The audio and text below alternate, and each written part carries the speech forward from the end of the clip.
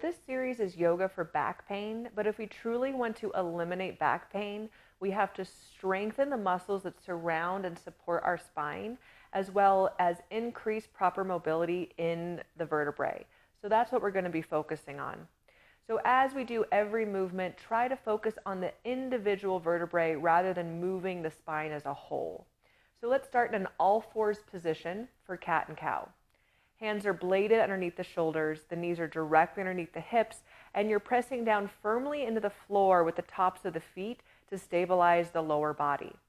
As you inhale, lift the sit bones, the butt bones up towards the ceiling, travel through the vertebrae, squeeze the shoulder blades, pull the shoulders back and lift the collarbones.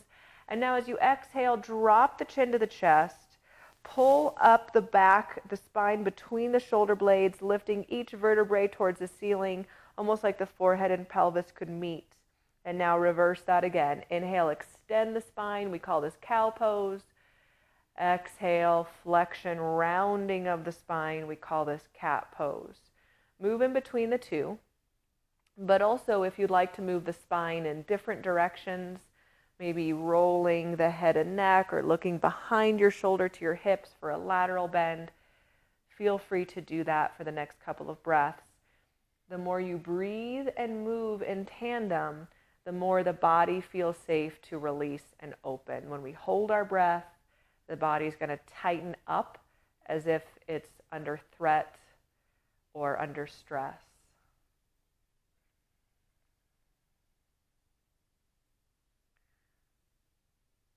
The next time you inhale, keep the spine extended.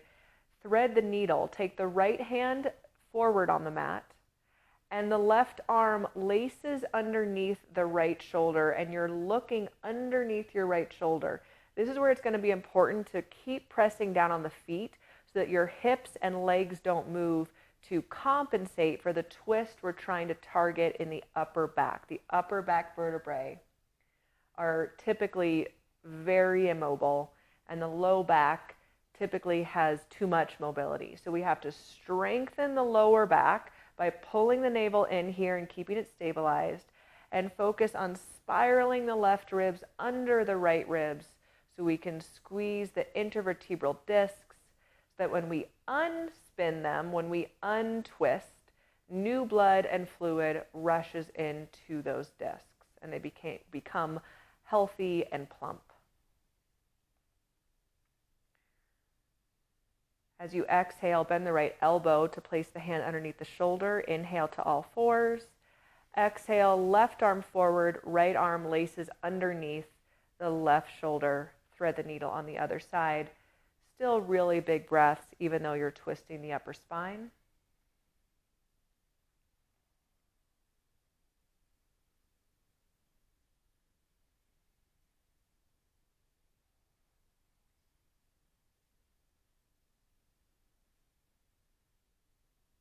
And then bend the left elbow, left hand underneath the shoulder. Inhale, press up.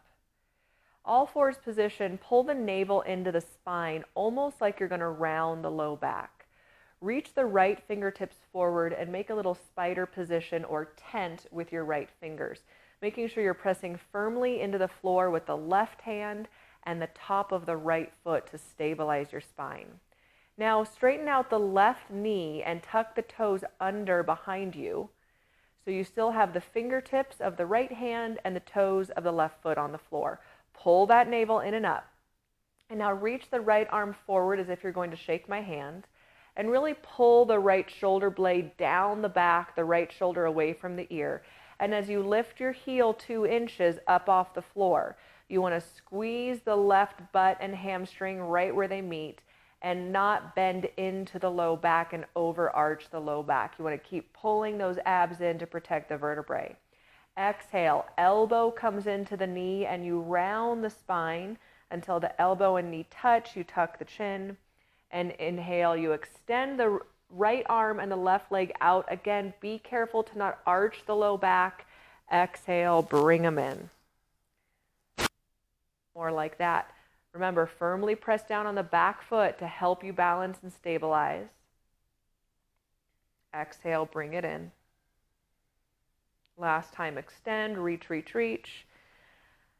And exhale, hand and foot to the floor.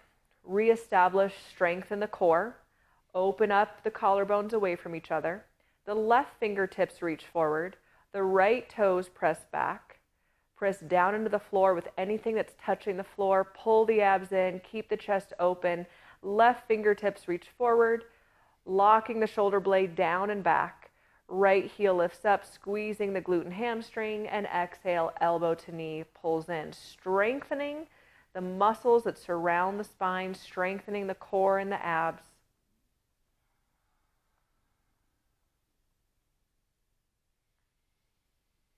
Moving with breath. One more inhale to extend. And exhale, hand and foot and knee down to the floor. Bring the forearms to the floor and extend the legs back for forearm plank. What's very important to do here, so that this is a back strengthener, is to pull the abs in and then turn the butt bones, the sit bones, toward the heels, as if they're pointing towards the heels. Lift the collarbones forward so you're looking beyond your fingertips, and imagine you're sliding your forearms back and your toes forward, as if you could fold the mat and crinkle the mat up. And now infuse this position with breath. Allow that little tremble to happen. That's totally fine. That means those smaller muscles are firing up and engaging. 2 more breaths here. 1 more inhale. And exhale with control, lower the pelvis down, making sure the elbows are forward underneath the shoulders for sphinx pose. Continue to protect the low back by pulling the navel in, pressing down the tops of the feet so the knees and thighs are off the floor, making sure the forearms are parallel, and you're squeezing the shoulder blades and lifting the collarbones up. Now let's do the same thing we did with our entire spine, just with the upper back. So cat pose is when we move the shoulder blades away from each other, tuck the chin in and round the upper back. Cow pose is where we squeeze the shoulder blades and open up the chest. Moving through the upper body, cat and cow, just a couple times.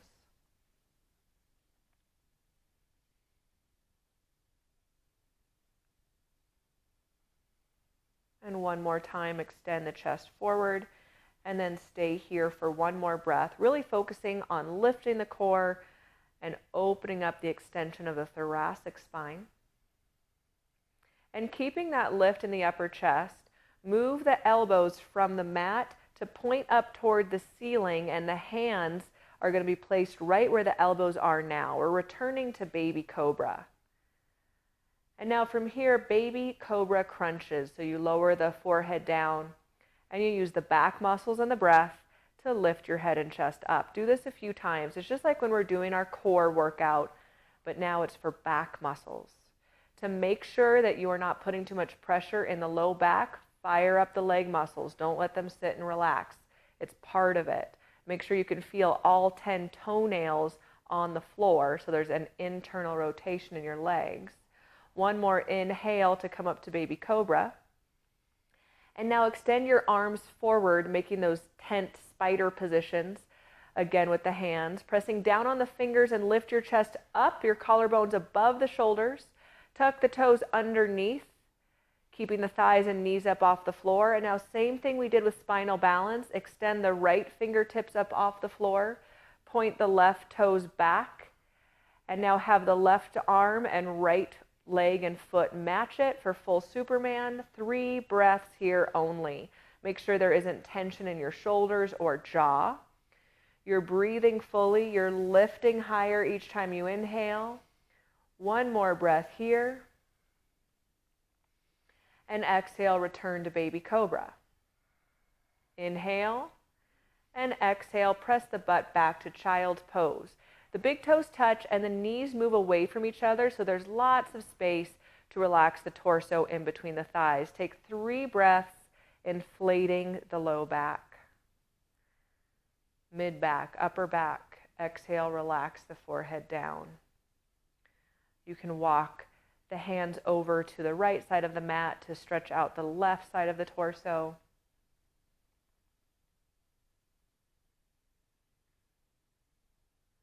And over to the left. to stretch out the right side.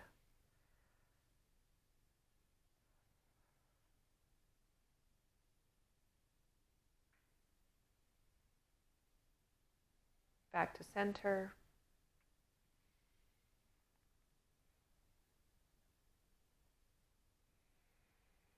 And then walk the hands up so you're sitting on your heels. Bring the butt to one side and swing the legs around. Place the right foot on the mat, either in front of the bent left leg, so bend both knees. Cross-legged position. Now the right foot either comes to the floor in front of the left leg or crosses the left thigh, whatever is going to allow you to put both butt bones on the floor. If your right hip is lifted, place the right foot in front of the left leg, either one. We're just going to do a spinal twist. Placing the right hand behind you to sit up nice and tall, making sure your spine's in alignment. And then take the left arm around the right leg. Inhale, sit up taller. Exhale, 3 twists here. So you exhale deeper on each exhale. Imagine you're spiraling from the bottom vertebrae all the way up to the top, the very top vertebrae, chin over the right shoulder. And now switch legs. 3 breaths with the left hand behind, the right arm is hugging in the left leg. Each time you inhale, you press down on the butt and the feet to lift higher. And each time you exhale, you rotate, spinning the intervertebral discs.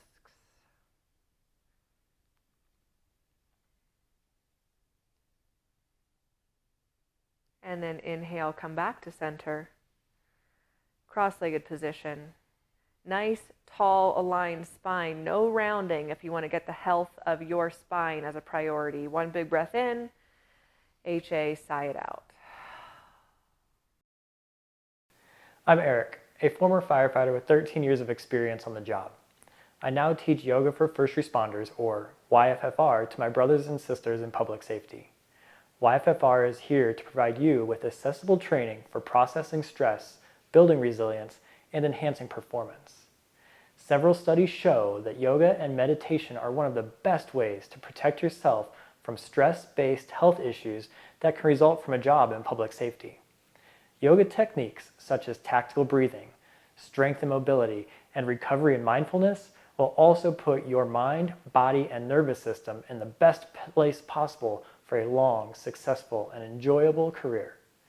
The best way to feel these benefits is to practice consistently. The more often you practice, the better you'll feel. Our videos and live classes make yoga accessible, especially if your schedule is busy or unpredictable. If you are new to yoga or experienced with yoga but are looking for an offering that is job-specific and culturally informed, we have over 100 yoga and meditation videos for you on our online platform, videos of all lengths and challenge levels. We also have live classes with our trained instructors. I'd like to send you our Foundations Challenge as a free gift to get you started. Click the link in the first comment below this video. Enter your name and email, and I'll instantly send you 3 videos to start you off on your yoga training. If you liked the video that you just did, hit the thumbs up and tell me what you liked about it in the comments. Then subscribe so you don't miss any of the videos we release. Click the link below, and we'll be seeing you soon.